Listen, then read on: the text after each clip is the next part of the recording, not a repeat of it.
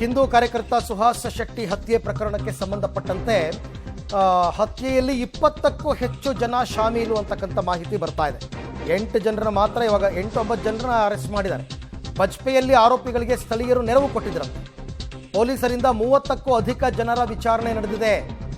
ರಾತ್ರಿ ವೇಳೆ ಸುಹಾಸ್ ಕಾರು ಬರುವಂತಹ ಸಮಯ, ಇಕ್ಕಟ್ಟಾದ ಪ್ರದೇಶದಲ್ಲಿ ಅಡ್ಡ ಹಾಕೋ ಪ್ಲಾನ್ ಸ್ಥಳೀಯರದ್ದು ಅಂತಕ್ಕಂಥ ಮಾಹಿತಿ ಲಭ್ಯವಾಗಿದೆ. ಸಿಸಿಟಿವಿ ದೃಶ್ಯ, ಮೊಬೈಲ್ ವಿಡಿಯೋಗಳನ್ನು ಸಂಗ್ರಹಿಸಿದ್ದಾರೆ ಪೊಲೀಸರು. ಅಲ್ಲಿಗೆ ಕೇವಲ ಈಗ ಅರೆಸ್ಟ್ ಆಗಿರೋರು ಮಾತ್ರ ಅಲ್ಲ, ಕೊಲೆ ಮಾಡೋದು ಎಷ್ಟು ಅಪರಾಧವಾಗುತ್ತೋ ಕೊಲೆಗೆ ಸಹಕಾರ ಕೊಡೋದು ಅಷ್ಟೇ ಅಪರಾಧ. ಆ ನಿಟ್ಟಿನಲ್ಲಿ 20ಕ್ಕೂ ಹೆಚ್ಚು ಜನ ಇದ್ದಾರೆ ಅಂತ ಹೇಳ್ತಾ ಇದ್ದಾರೆ. ಅವರು ಒಂದಷ್ಟು ಸಾಕ್ಷಿಗಳನ್ನ ಪೊಲೀಸರು ಹುಡುಕ್ತಾ ಇದ್ದಾರೆ. ಗೊತ್ತಿಲ್ಲ, ಇನ್ನೊಂದಷ್ಟು ಜನ ಅರೆಸ್ಟ್ ಆಗ್ಬೋದು. ಅಂದರೆ ಅವರು ಪ್ಲ್ಯಾನ್ ಮಾಡಿದ್ದು ಎಷ್ಟು ಗಂಟೆಗೆ ಇವನು ಕಾರ್ ಬರುತ್ತೆ, ಇಕ್ಕಟ್ಟಾದ ಜಾಗದಲ್ಲಿ ಅವನನ್ನು ಅಡ್ಡ ಹಾಕದಂಗೆ, ಅವ್ರು ಬಂದು ಇವನ ಮೇಲೆ ಅಟ್ಯಾಕ್ ಮಾಡಬೇಕು ಅಂತಂದರೆ ಇವನು ಸ್ವಲ್ಪ ಸ್ಲೋ ಮಾಡಬೇಕು, ಆ ಪ್ಲ್ಯಾನ್ ಮಾಡಿದರು. ಈ ಬಗ್ಗೆ ಕೂಡ ಮತ್ತಷ್ಟು ಮಾಹಿತಿ ನನ್ನ ಕೊಲೀಗ್ ಸುಖಪಾಲ್ ಅವರಿಂದ ಪಡ್ಕೊಂಡೆ. ಸುಖಪಾಲ್, ಈಗ ಬಂಧಿತರಲ್ಲದೆ ಇನ್ನೂ 20 ಜನ ಅಂತಾರೆ, ಅವ್ರು ಯಾರು ಅಂತ ಗೊತ್ತಾಯ್ತಾ? ಅವರನ್ನು ಕೂಡ ಏನಾದರೂ ಅರೆಸ್ಟ್ ಮಾಡೋ ಸಂಭವ ಇದೆಯಾ, ಹೇಗೆ ಅಂತ?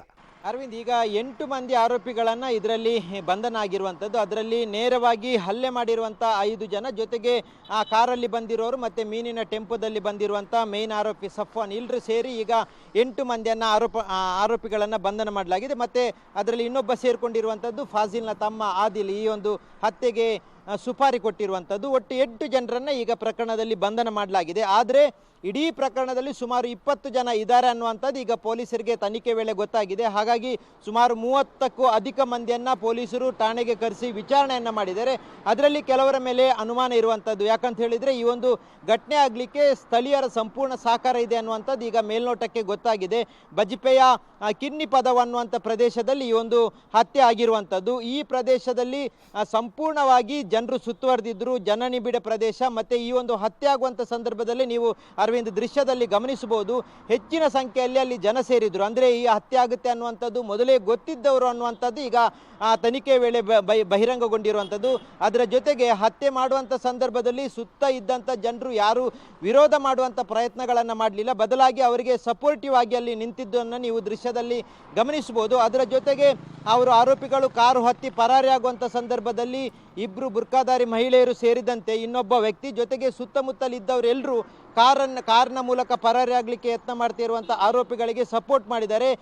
ಈ ಭಾಗದಲ್ಲಿ ಬರುವಂಥ ವಾಹನಗಳನ್ನು ನಿಲ್ಲಿಸುವಂಥದ್ದು, ಇವರನ್ನು ಕಳಿಸುವಂಥ ಕೆಲಸ ಇದೆಲ್ಲವನ್ನು ಮಾಡಿದ್ದಾರೆ. ಅದರ ಜೊತೆಗೆ ಈ ಸುಹಾಸ್ ಶೆಟ್ಟಿ ಬಜ್ಪೆ ಪೇಟೆಯಿಂದ ಯಾವಾಗ ಬರ್ತಾನೆ ಅನ್ನುವಂಥ ಮಾಹಿತಿಯನ್ನು ಕೊಟ್ಟಿರುವಂಥವ್ರು ಇದ್ದಾರೆ ಸ್ಥಳೀಯರು. ಜೊತೆಗೆ ಈ ಕಿನ್ನಿ ಪದವು ಅನ್ನುವಂಥ ಪ್ರದೇಶ ಏನಿದೆ, ಇದು ಸ್ವಲ್ಪ ಇಕ್ಕಟ್ಟಾದ ಪ್ರದೇಶ, ಇಲ್ಲೇ ಅಡ್ಡ ಹಾಕಬೇಕು ಅನ್ನುವಂಥ ಪ್ಲ್ಯಾನನ್ನು ಮಾಡ್ಕೊಂಡಿದ್ದಾರೆ. ಹಾಗಾಗಿಯೇ ಸಫ್ವಾನ್ ಈ ಮೀನಿನ ಪಿಕಪ್ ವಾಹನ ಏನಿತ್ತು ಅದನ್ನು ಏಕಾಏಕಿ ತಂದು ಸುಹಾಸ್ ಶೆಟ್ಟಿಯ ಇನೋವಾ ಕಾರಿಗೆ ಡಿಕ್ಕಿ ಹೊಡಿತಾನೆ. ಆ ಪ್ರದೇಶದಲ್ಲಿ ಎಲ್ಲೂ ತಪ್ಪಿಸ್ಕೊಳ್ಳಿಕ್ಕೆ ಸಾಧ್ಯ ಆಗೋದಿಲ್ಲ. ಆದರೂ ಸುಹಾಸ್ ಶೆಟ್ಟಿ ಅಲ್ಲಿಂದ ಪರಾರಿಯಾಗುವಂಥ ಯತ್ನ ಮಾಡಿದ್ದಾರೆ. ಆ ಸಂದರ್ಭದಲ್ಲಿ ಆರೋಪಿಗಳು ಶಿಫ್ಟ್ ಕಾರಲ್ಲಿದ್ದವರು ಎಲ್ಲರೂ 5 ಜನರು ಹೋಗಿ ಮಾರಕಾಸ್ತ್ರಗಳಿಂದ ಕಡಿದು ಬರ್ಬರವಾಗಿ ಹತ್ಯೆ ಮಾಡಿದ್ದಾರೆ. ಹಾಗಾಗಿ ಇದರಲ್ಲಿ ಸ್ಥಳೀಯರು ಸಾಕಷ್ಟು ಜನರು ಇದ್ದಾರೆ, ಸಪೋರ್ಟಿವ್ ಆಗಿದ್ದಾರೆ ಅನ್ನುವಂಥದ್ದನ್ನು ಈಗ ಪೊಲೀಸರು ಗಮನದಲ್ಲಿಟ್ಕೊಂಡು ಆ ರೀತಿಯಾದಂಥ ತನಿಖೆ ಮಾಡಿದ್ದಾರೆ. ಈಗ 30 ಜನರನ್ನು ವಿಚಾರಣೆಯನ್ನು ಮಾಡಿದ್ದಾರೆ. ಅದರಲ್ಲಿ 20 ಜನರು ನೇರವಾಗಿ ಈ ಒಂದು ಕೃತ್ಯಕ್ಕೆ ಭಾಗಿಯಾಗಿದ್ದಾರೆ, ಅವರು ಸಪೋರ್ಟಿವ್ ಆಗಿದ್ದಾರೆ ಅನ್ನುವಂಥ ಒಂದು ಮಾಹಿತಿ ಇದೆ. ಆ ಹಿನ್ನೆಲೆಯಲ್ಲಿ ಪೊಲೀಸರು